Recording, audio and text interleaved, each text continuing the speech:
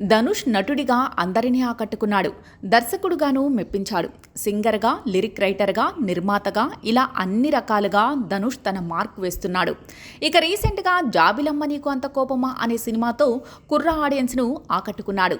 Gen Z బ్యాచ్ను target చేస్తూ చేసిన ఈ చిత్రం ఇప్పుడు ఆడియన్స్ను మెప్పించింది. థియేటర్లో ఈ మూవీకి మంచి రెస్పాన్స్ వస్తోంది. ఈ వీకెండ్కు ఫ్రెండ్స్తో కలిసి చూసేలా జాబిలమ్మ నీకు అంత కోపమా మంచి ఆప్షన్గా నిలిచింది. ధనుష్ ప్రస్తుతం వరుసగా చిత్రాలు చేస్తున్నాడు.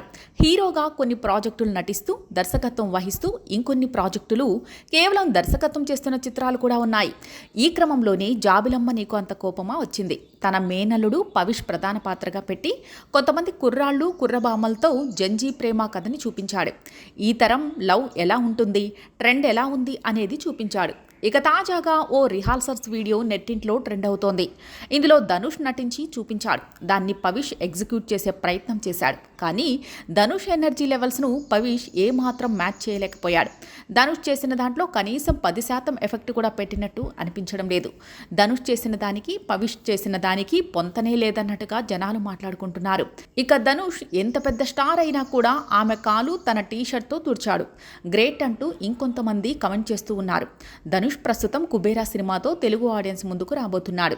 నిత్యా మీనన్తో ఇడ్లీ కడై అని మరో మూవీని చేస్తున్నాడు. ఇడ్లీ కడై మూవీలో నటించడమే కాకుండా ధనుష్ దర్శకత్వం కూడా వహిస్తున్నాడన్న సంగతి తెలిసిందే.